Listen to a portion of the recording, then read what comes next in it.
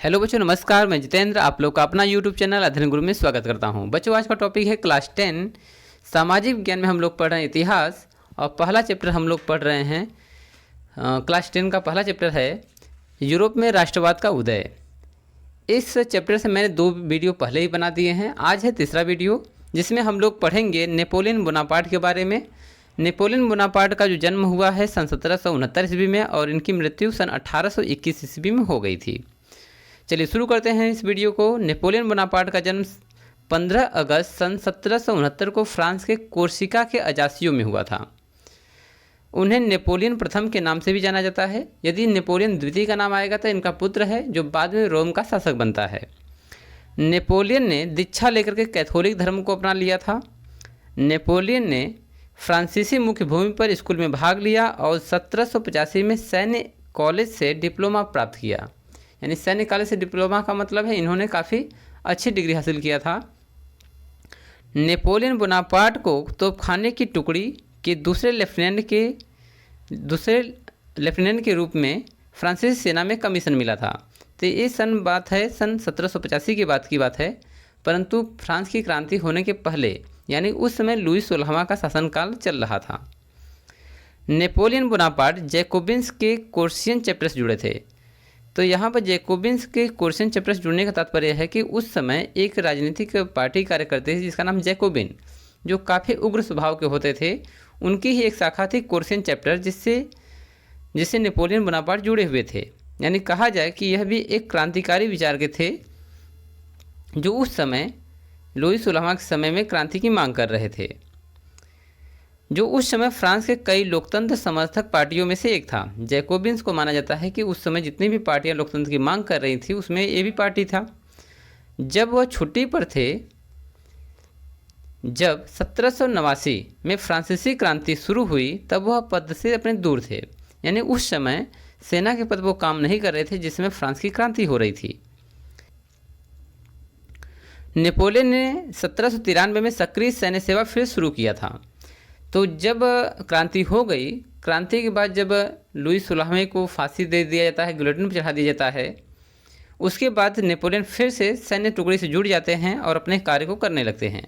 परंतु अब बात आती है कि जो नेपोलियन बोनापार्ट हैं, वह क्रांति के समय क्या कर रहे थे।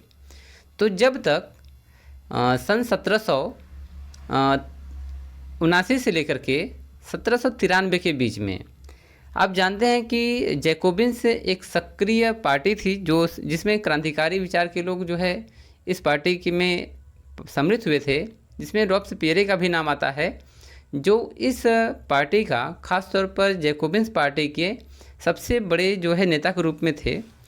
जब 1794 ईस्वी में इनको गिलोटिन पर चढ़ाया जाता है, इसके बाद नेपोलियन बोनापार्ट को भी रूम में, यानी उनके घर में नज़रबंद रखा जाता है। तो कहने का तात्पर्य है कि क्रांति के समय इनको नज़रबंद रखा गया था, सेना से काफ़ी दूर इनके घर में ही इनको एक तरह से कैद कर लिया गया था। नेपोलियन बोनापार्ट ने कुख्यात मैक्सिमिलियन रोबेस्पियरे के भाई अगस्टिन रोबेस्पियरे के संपर्क में आए थे। चूँकि कहा जाता है कि जो रोबेस्पियरे थे, उनका भाई जो अगस्टिन था, उनके संपर्क में नेपोलियन बोनापार्ट बराबर थे। राजशाही द्वारा समर्थित क्रांतिकारी सरकार के खिलाफ विद्रोह को दबाने के लिए उन्हें सन 1795 में मेजर जनरल के पद पर पदोन्नत किया जाता है। जब यह क्रांति अंत हो जाता है, जब लुई 16वां को फांसी दे दी जाती है, उसके बाद राजशाही द्वारा समर्थित जितने भी क्रांतिकारी हैं, इनको दबाने के लिए इनको फिर से मेजर का पद दिया जाता है। परंतु आतंकी क्रांति के बाद, आतंकी क्रांति जो शुरू किया था रोबेस्पियरे और इनका एक दोस्त था दांते, इन दोनों ने मिल करके आतंक की सरकार गठित किया था, जिससे पूरा यूरोप, यानी कहा जाए पूरा फ्रांस जो है भयभीत रहा करता था। तो रोबेस्पियरे की मृत्यु हो जाती है। इसके बाद जो है इनको मेजर के पद दिया जाता है सन 1795 ईस्वी में। अब देखते हैं कि निदेशक मंडल सन 1795 से 1799 के बीच में कार्य करता है। उसी समय नेपोलियन का उदय होता है, यानी कि इनको मेजर का पद दिया जाता है। और मेजर पद मिलने के बाद इनका मेन जो है किरदार सामने आता है। राष्ट्रीय सम्मेलन द्वारा निर्मित तृतीय वर्ष के संविधान में 2 सदन वाली विधानसभा और 5 सदस्यों के निदेशक मंडल यानी डायरेक्टरी वाली कार्यपालिका का प्रावधान रखा जाता है।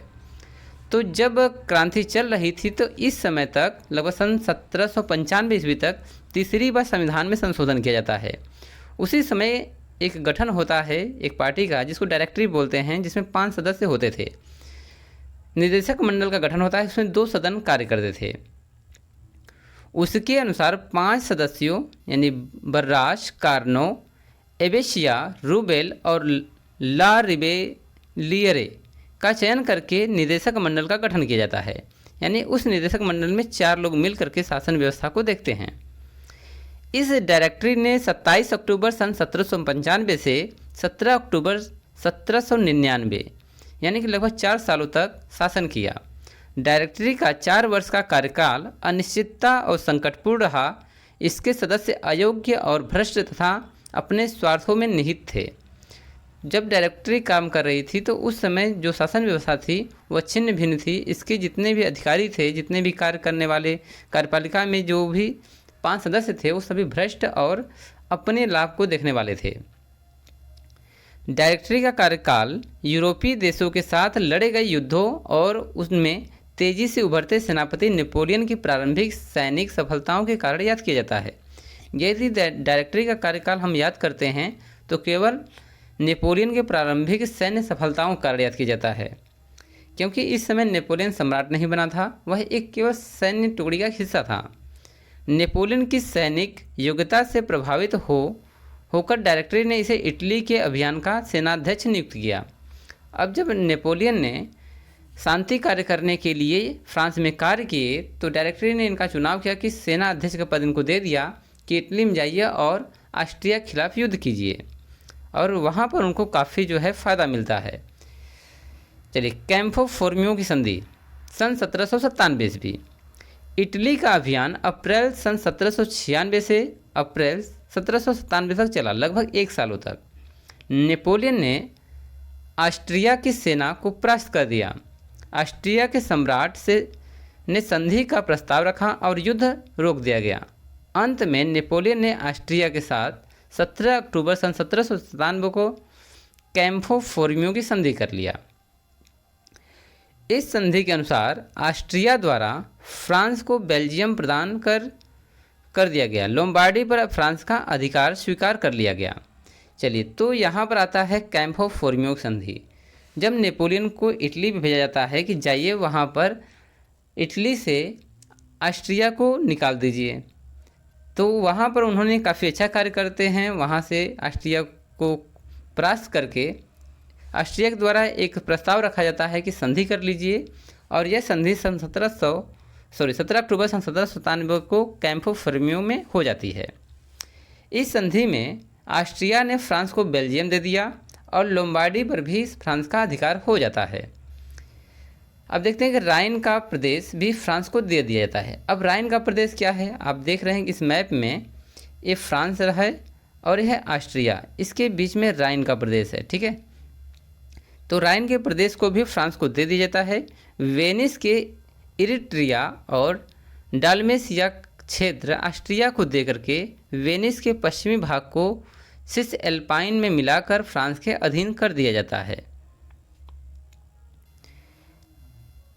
नेपोलियन ने इटली के विजय क्षेत्रों को मिलाकर सिस एल्पाइन गणतंत्र और जिनोवा और उत्तर पश्चिम के प्रदेशों को मिलाकर लिगुरियन गणतंत्र बना देता है।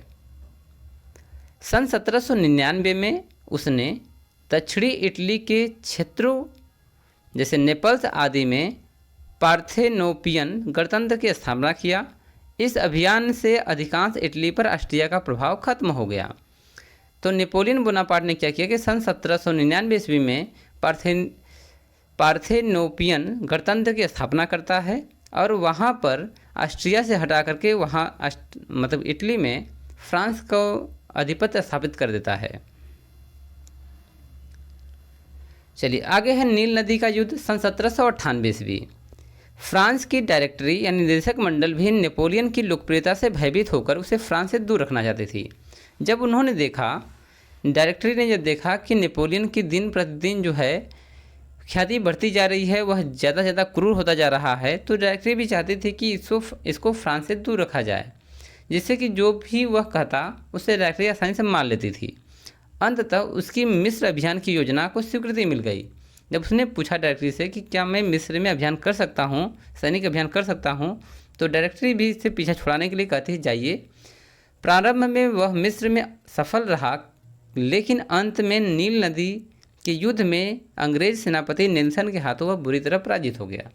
अब यहाँ पर नील नदी का जो युद्ध है वह होने का रीज़न ये था कि फ्रांस ने लगभग यूरोप के सभी देशों को हरा दिया था, उनके प्रदेशों को अपने प्रदेश में मिला लिया था, परंतु अभी भी उसके सामने इंग्लैंड एक ऐसा राष्ट्र था जिसको उसे पराजित करना था। डायरेक्ट ब्रिटिश से तो वह पंगा नहीं ले सकता था, तो उसने सोचा क्यों ना हम पहले ब्रिटेन का जो व्यापार का जो रास्ता है उसको ब्लॉक किया जाए। इसको लेकर के वह मिस्र पर आक्रमण करता है और आक्रमण में स्टार्टिंग में उसे तो फ़ायदा होता है, जीतता है, परंतु जब उसका मुकाबला नेल्सन से होता है तो नेल्सन उनको पराजित कर देता है और इस युद्ध को नील नदी का युद्ध नाम दिया गया है, जो 1798 ईस्वी में हुआ था। चलिए अब आता है 18 ब्रोमायर का तख्ता पलट सन 1799 ईस्वी। देखिए यहाँ ब्रोमायर का एक जो है कैलेंडर है जो खासतौर पर अक्टूबर से नवंबर के बीच में इस माह को माना जाता है।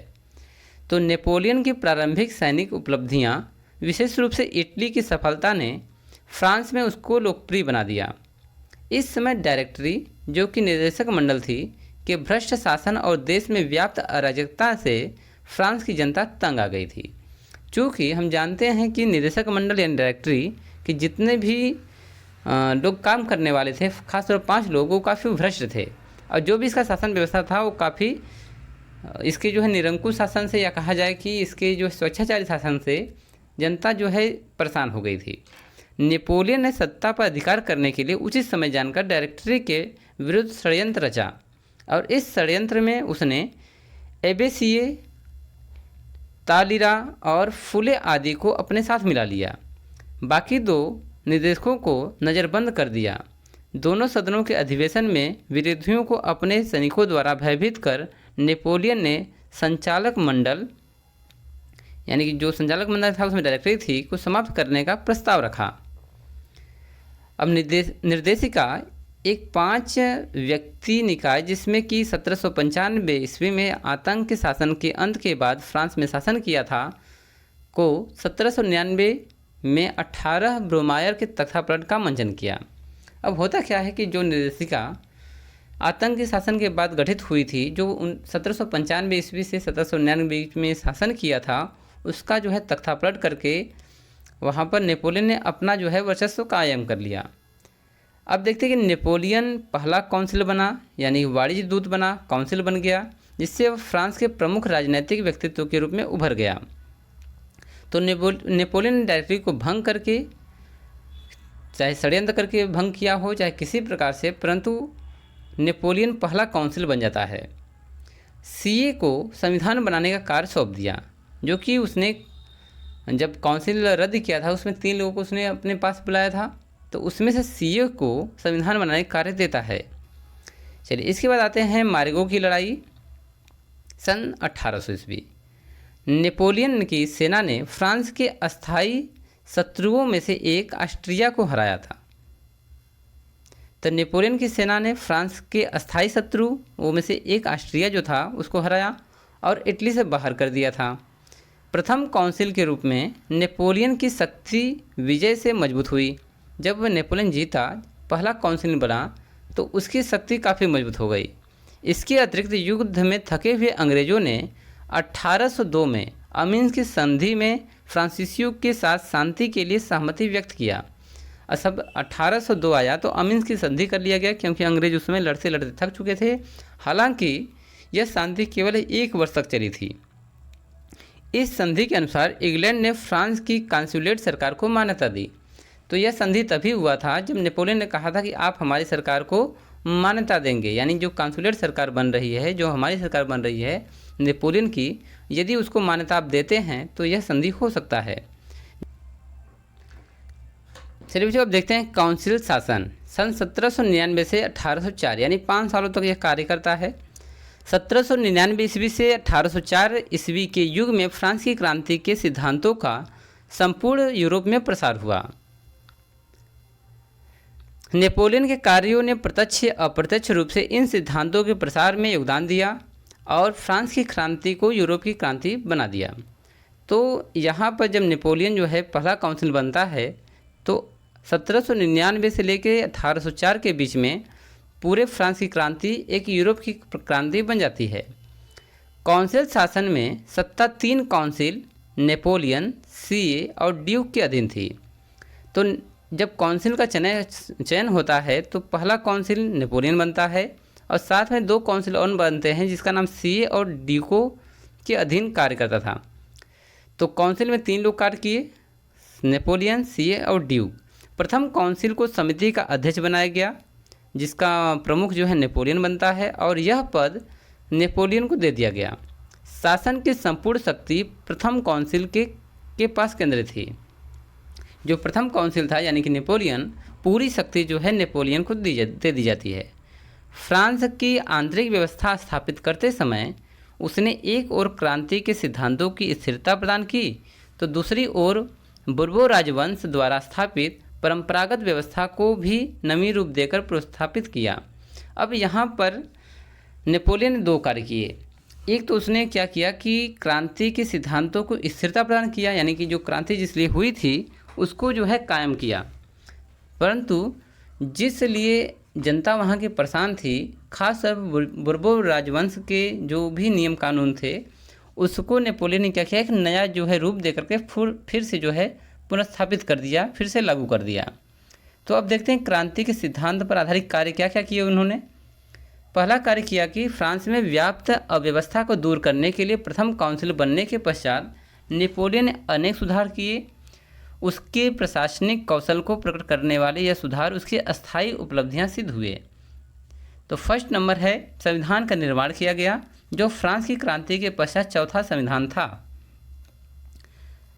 कार्यपालिका के लिए 3 सदस्यों की काउंसिल समिति का प्रावधान किया गया जिसकी कार्यावधि 10 वर्ष तक रखी गई। जो कार्यपालिका थी उसको 3 काउंसिल मिले, तीनों काउंसिल जो है 10 वर्ष तक के लिए कार्य कर सकते थे। इस संविधान में 4 सदनों वाली व्यवस्थापिका का प्रावधान रखा गया।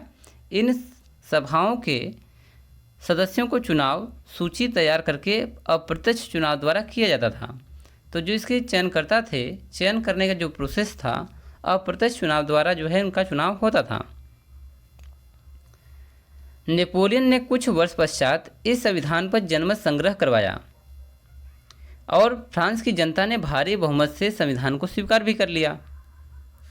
नेपोलियन का धर्म के संबंध में स्पष्ट मत था कि फ्रांस का एक धर्म होना चाहिए जो राज्य के नियंत्रण में रहे। तो कैथोलिक धर्म को फ्रांस की बहुसंख्यक जनता द्वारा स्वीकार किया गया तथा फ्रांस के सभी नागरिकों को धार्मिक स्वतंत्रता प्रदान कर दी गई। चर्च को राज्य के अधीन माना गया और चर्च के अधिकारी राज्य के कर्मचारी माने गए।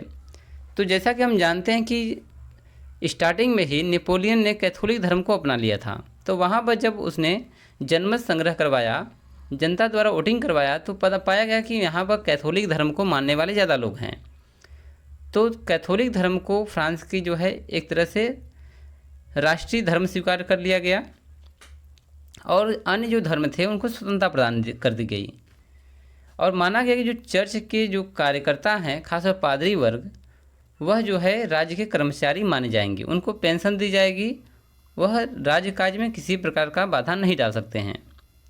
चर्च के बिशपों की नियुक्ति का अधिकार प्रथम काउंसिल को मिला, यानी कि नेपोलियन जिसे चाहता उसे पोप बना सकता था, बिशप बना सकता था। पोप को मात्र औपचारिक स्वीकृति का अधिकार प्राप्त किया गया। नेपोलियन ने कानूनी क्षेत्र में व्याप्त असंगतियों को दूर करने और एकरूपता स्थापित करने की ओर प्राथमिकता से ध्यान दिया। इसके लिए उसने 4 सदस्यों की समिति गठन की। तो नेपोलियन ने क्या किया कि कानूनी क्षेत्र में व्याप्त जितने भी असंगतियां थी, जितनी भी कुरीतियां थी, उसको दूर किया और सभी को एक समान यानी एकरूपता स्थापित करने की ओर पहले ध्यान दिया। उसने इसके लिए 4 सदस्यों की समिति गठित की जिसके द्वारा तैयार की गई कानूनी संहिता को नेपोलियन कोड कहा जाता है। इसमें 5 तरह के कानूनों का संकलन हुआ, जिसमें पहला है नागरिक संहिता यानी सिविल कोड, या नेपोलियन संहिता भी इसको कहा जाता है। यह संहिता जो है सबसे अधिक प्रचलित हुआ था। दूसरा उसने किया कि नागरिक प्रक्रिया की संहिता यानी कि कोड ऑफ सिविल प्रोसीजर। तीसरा उसने किया फौजदारी कानून, जिसको पिनल कोड कहा गया। चौथा उसने किया कि अपराध मूलक प्रक्रिया की संहिता यानी कि कोड ऑफ क्रिमिनल प्रोसीजर। और पांचवा उसने किया कि व्यवसाय संबंधी कानून यानी कॉमर्शियल कोड। यह जितने भी इसने कानून बनाए वह पूरे यूरोप में काफ़ी लोगों को भाया, यानी कि यूरोप में यह काफ़ी प्रचलित हुआ। नेपोलियन की सन 1804 में बनी नागरिक संहिता यानी सिविल कोड उसके सभी कानूनों में सबसे अधिक प्रभावशाली थी। इसमें समानता के सिद्धांत को स्वीकार किया गया था, स्वतंत्रता को नियंत्रित किया गया तथा विशेषाधिकार और सामंती नियम समाप्त कर दिए गए थे। तो नागरिक संहिता कोड में खास तौर पर सामंती जो नियम थे इसको समाप्त कर दिया गया था, क्योंकि फ्रांस में कुलीन वर्ग शासन करता था, जिससे जनता वहाँ की परेशान थी, खास तौर पर कर देते थे। नागरिक संहिता के अनुसार परिवार को एक पवित्र इकाई माना गया और उसमें पिता को सर्वोपरि माना गया। पैतृक संपत्ति पर सभी पुत्रों का समान अधिकार माना गया, इसलिए यह जो है काफ़ी प्रचलित हुआ। विवाह एक पवित्र एवं अस्थायी बंधन माना गया। सिविल मैरिज और तलाक को भी स्वीकार किया गया, लेकिन स्त्रियों और पुरुषों की अपेक्षा कम महत्व दिया गया। जो महिलाएं थीं उनको पुरुषों की तुलना में कम महत्व दिया गया, उनको पूर्णतः अपने पति के अधीन कर दिया गया। यानी जो महिलाएं हैं वो पूर्णतः पति के अधीन रहेंगी। व्यक्तिगत संपत्ति के सिद्धांत को मान्यता दी गई और भूमि पर स्वामी के अधिकार को सख्त बनाया गया। ब्याज की दरें निश्चित कर दी गई। एकमात्र सरकार ही संपत्ति का अधिग्रहण कर सकती थी, बाकी कोई नहीं कर सकता था, चाहे वह कुलीन वर्ग हो चाहे कोई भी वर्ग हो, क्योंकि समानता का अधिकार सबको मिल गया था। तो केवल सरकार ही संपत्ति का अधिग्रहण कर सकती थी, बाकी कोई नहीं कर सकता था। आगे औद्योगिक समूह और धार्मिक संस्थान संपत्ति का संग्रहण नहीं कर सकते थे। जैसा कि हम जानते हैं कि चर्च जो है पूरे फ्रांस का 1/10वां भाग रखता था, यानी 10% संपत्ति का मालिक चर्च था, परंतु चर्च को भी राज्य का अधीन कर दिया गया। और जो राज्य का प्रथम काउंसिल है यानी कि नेपोलियन, वह सबसे ताकतवर व्यक्ति है, इसलिए उसने बदलाव किया कि सरकार ही केवल भूमि का अधिग्रहण कर सकती है, बाकी कोई नहीं कर सकता है, चाहे वह धर्म के रूप में चर्च हो या फिर औद्योगिक समूह हो। दूसरा उसने कार्य किया पुरातन व्यवस्था पर आधारित कार्य, यानी कुछ ऐसे भी कार्य किए जो पुरानी परंपराओं को लागू कर दिया, जैसे प्रशासनिक व्यवस्था का केंद्रीकरण, प्रेस पर प्रतिबंध आदि द्वारा उसने पूर्वकालीन व्यवस्था के कुछ क्रांति विरोधी तत्वों को भी शासन में समाहित किया। उसका मानना था कि फ्रांस की जनता समानता चाहती है, स्वतंत्रता नहीं। तो जैसा कि नेपोलियन ने कहा कि यहाँ जो फ्रांस की जनता है वह स्वतंत्रता नहीं चाहती है, वो चाहती है कि लोगों को समान अधिकार मिले, इसलिए पुराने कुछ जो है जो नियम कानून थे उसको लागू कर दिया। जैसे कि प्रशासनिक व्यवस्था का केंद्रीकरण अपने पास रखा, प्रेस पर प्रतिबंध लगा दिया, ठीक है, जैसा कि पुराने ज़माने में यानी कि राजशाही शासनकाल में होता था, बिल्कुल वैसा ही उसने कर दिया। संविधान की रूपरेखा नेपोलियन द्वारा इस प्रकार तैयार की गई थी कि सारी शक्ति उसी के पास रहे। गणतंत्र केवल दिखावा मात्र था, वास्तविक सत्ता नेपोलियन के ही हाथों में थी। चुनाव हेतु नामांकन की सूचियां इस तरह तैयार की जाती थी कि इसका सदस्य वही हो सकता था जिसको नेपोलियन चाहता था। तो नेपोलियन से चाहे वही जो है यानी कि शासन व्यवस्था में आ सकता था, यानी कि नामांकन की सूची में उसी का नाम आएगा जिसको नेपोलियन चाहेगा। नेपोलियन ने प्रथम काउंसिल का पद ग्रहण करते ही स्थानीय प्रशासन की समस्त व्यवस्था को केंद्रित कर दिया। उसने देश के प्रशासनीय विभाजन को पूर्ववत रहने दिया। जैसा कि हम लोग जानते हैं कि लुई 16वां के समय में जितनी भी स्थानीय प्रशासन की शक्तियाँ थी केंद्रीकृत थीं, वैसा ही नेपोलियन के समय भी लागू कर दिया गया, जिससे कि वहाँ पहले क्या था कि उसके जो कर्मचारी होते थे भ्रष्ट हो जाते थे, परंतु जब इसने लागू किया तो पूरी शक्ति जो क्षेत्रीय अधिकारी थे वह भी उसके हाथों में ही आ गए थे। नागरिक संहिता के अतिरिक्त जो अन्य संहिताएं लागू की गई वह निरंकुशता की भावना से प्रभावित थीं। तो नागरिक संहिता के अलावा जितने भी संहिताएं लागू की गईं वो सभी निरंकुश शासन से मैच करती थीं। नेपोलियन ने नारी शिक्षा की ओर कोई ध्यान नहीं दिया। उसके लिए प्राथमिक स्तर पर शिक्षा की व्यवस्था की गई जो धार्मिक संस्थाओं के अधिकार में रखी गई। तो महिलाओं के लिए धर्म के आधार पर ही जो व्यवस्था की गई उसी से वो अपना शिक्षा ग्रहण करती थी, परंतु उच्च शिक्षा के लिए उनका कोई भी व्यवस्था नहीं किया गया। उसने मजदूर संघों को गैर कानूनी घोषित कर मजदूरों पर कड़ा नियंत्रण लागू कर दिया। तो मजदूरों के लिए उसने कुछ नहीं किया, बल्कि उसको गैर कानूनी घोषित करके उस पर कड़ा नियंत्रण किया। नेपोलियन ने मुक्त व्यापार के सिद्धांत के विपरीत, जबकि क्रांति हुई थी मुक्त व्यापार के लिए, परंतु इसके विपरीत व्यापार पर राज्य का पूर्ण नियंत्रण चाहता था। उसके अनुसार कोष पर नियंत्रण और व्यापार में संतुलन के लिए राज्य का हस्तक्षेप आवश्यक है। उसका मानना था कि यदि व्यापार के संतुलन के लिए और कोष पर नियंत्रण के लिए राज्य का उस पर हस्तक्षेप आवश्यक है, नहीं तो क्या होगा कि जो वहाँ की सरकार है वो कमज़ोर हो जाएगी, लोग मनमाने ढंग से व्यापार करेंगे। उसका मानना था कि व्यापार पर भी राज्य का नियंत्रण होना चाहिए। क्रांति के विचारों के विपरीत न चाहते हुए भी कैथोलिक फ्रांस का राज्य धर्म बन गया। जैसा कि फ्रांस में क्रांति होने का रीजन ये है कि प्रोटेस्ट और कैथोलिक आपस में लड़ रहे थे, फिर भी नेपोलियन के समय में बहुत तेज़ी से जब क्रांति हो रही थी तो उस समय प्रोटेस्टों ने क्या किया था कि कैथोलिक को मान्यता न देते हुए अपने धर्म की मांग की। परंतु जब नेपोलियन आया तो उसने क्या किया कि जनमत संग्रह के आधार पर उसने कैथोलिक धर्म को एक राष्ट्रीय दर्जा दे दिया। अब देखते हैं कि क्रांति का अंत और नेपोलियन सम्राट के रूप में कार्य करते हैं। तो 1804 से लेकर के 1815 तक नेपोलियन जो है फ्रांस के सम्राट बन जाते हैं। नेपोलियन अत्यंत महत्वाकांक्षी था। 1802 में उसने जनमत संग्रह कराकर अपने को जीवन पर्यंत प्रथम काउंसिल नियुक्त किया। 1804 में जनमत संग्रह कराकर वह फ्रांस का सम्राट बन गया। 2 दिसंबर सन 1804 को नॉट्रडम के प्रसिद्ध चर्च में उसका राज्याभिषेक किया गया। उसने राज मुकुट पोप के हाथों से लेकर के स्वयं धारण कर लिया। फ्रांस में नेपोलियन का एक तंत्र स्थापित हुआ। सम्राट बनने के बाद नेपोलियन निरंतर युद्ध करता रहा। तो यहाँ पर 1804 में नेपोलियन क्या होता है कि अपना राज्याभिषेक कराता है और पोप के हाथ से अपना मुकुट लेकर के स्वयं पहन लेता है, और इस प्रकार जो है नेपोलियन का पूरे फ्रांस पर एक तंत्र स्थापित हो जाता है, यानी कि एक ऐसा जो है शासक जिसके पूरे जो है फ्रांस पर नियंत्रण हो गया। नेपोलियन की साम्राज्यवादी नीति के विरुद्ध यूरोप के देशों में ने भी इंग्लैंड के नेतृत्व में गुट की स्थापना की। जब देखा कि नेपोलियन जो है पूरे यूरोप को साम्राज्यवाद की गिरफ्त में ले रहा है, अर्थात अपने जो है राज्य का विस्तार कर रहा है, तो इंग्लैंड के साथ मिलकर के कई देशों ने एक गुट तैयार किया।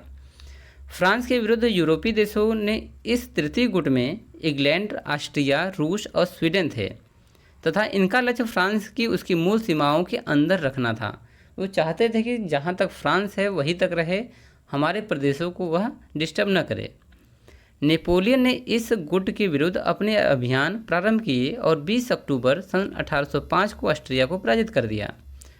तो ऑस्ट्रिया को पराजित करता है, जिससे कि एक युद्ध होता है जिस युद्ध का नाम है ट्राफलगर की लड़ाई। चलिए, इस बैटल ऑफ ट्राफलगर जो है ये बहुत इम्पॉर्टेंट होता है नेपोलियन बोनापार्ट के समय में। तो इसके बाद 21 अक्टूबर सन 1805 में इंग्लैंड के साथ उसका ट्राफलगर का युद्ध हुआ। नेल्सन के कुशल नेतृत्व में इंग्लैंड की सेना ने फ्रांस और स्पेन के संयुक्त नौसैनिक बेड़ों को पूर्णतः नष्ट कर दिया। तो जब ट्राफलगर का युद्ध हुआ तो उसमें फ्रांस और स्पेन एक साथ मिलकर लड़ रहे थे, परंतु एक युद्ध हुआ था नेल्सन का नील नदी के पास, जहाँ पर नेल्सन जीत जाता है। यहाँ पर भी ट्राफलगर की लड़ाई में भी नेल्सन के कुशल नेतृत्व में इंग्लैंड फिर से जीत जाता है और फ्रांस और स्पेन की जो संयुक्त सेना है वो पराजित हो जाती है। 2 दिसंबर सन 1805 को ऑस्ट्रेलिट्ज के युद्ध में ऑस्ट्रिया और रूस की संयुक्त सेना के साथ उसका भयंकर युद्ध हुआ। इसे 3 सम्राटों का युद्ध भी कहा जाता है। क्योंकि ऑस्ट्रिया के सम्राट, रूस के सम्राट और एक फ्रांस के सम्राट। तो 3 सम्राटों का युद्ध जो है ऑस्ट्रेलियड का युद्ध कहलाता है। इस युद्ध में नेपोलियन को अपने जीवन की महानतम विजय प्राप्त होती है। उसके विरुद्ध बना तृतीय गुट अब जो है भंग हो जाता है, क्योंकि ऑस्ट्रिया और रूस यहाँ पर हार गए थे। ऑस्ट्रिया ने विवश होकर 25 दिसंबर सन 1805 में उसके साथ प्रेसबर्ग की संधि कर लेता है। इस युद्ध से इटली के अधिकांश क्षेत्र पर उसका जो है अधिकार हो जाता है। चलिए, जर्मन क्षेत्र में नेपोलियन ने पवित्र रोमन साम्राज्य का अंत कर देता है और राइन संघ की स्थापना करता है। तो जर्मनी में जो कि रोमन जो है साम्राज्य का उसमें काफ़ी बोलबाला था, उसको अंत करके राइन संघ की स्थापना करता है। यानी कि राइन जो संघ है वह फ्रांस के नियंत्रण में था उस समय।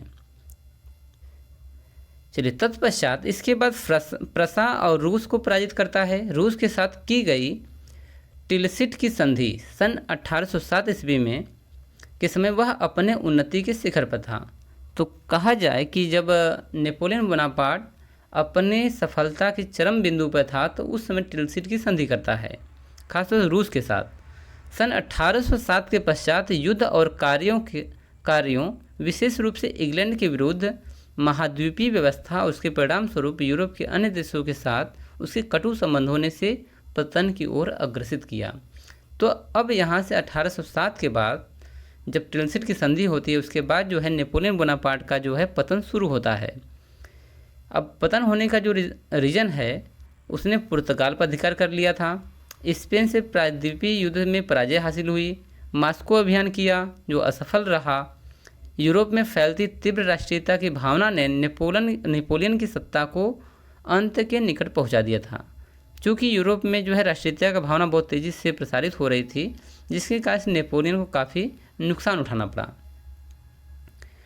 नेपोलियन के विरुद्ध यूरोपीय राष्ट्रों ने चतुर्थ गुट की स्थापना की। तो तृतीय गुट में 4 देश थे, इंग्लैंड, प्रसा, ऑस्ट्रिया और फिनलैंड। चौथे गुट की स्थापना करते हैं 1813 में लिपजिंग तथा 1814 में लाओ के युद्ध में नेपोलियन को पराजित कर दिया।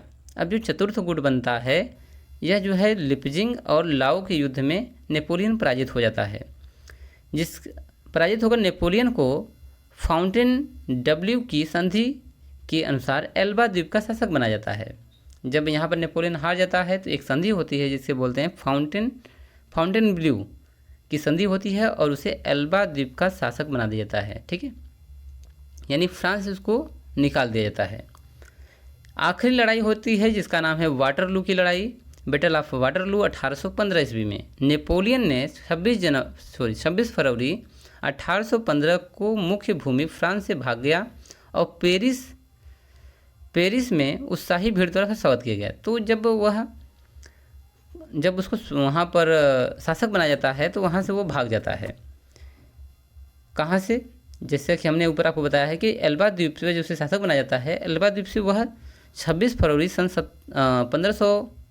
1815 को वह फ्रांस भाग जाता है और पेरिस में उसका जोरदार जो है स्वागत किया जाता है।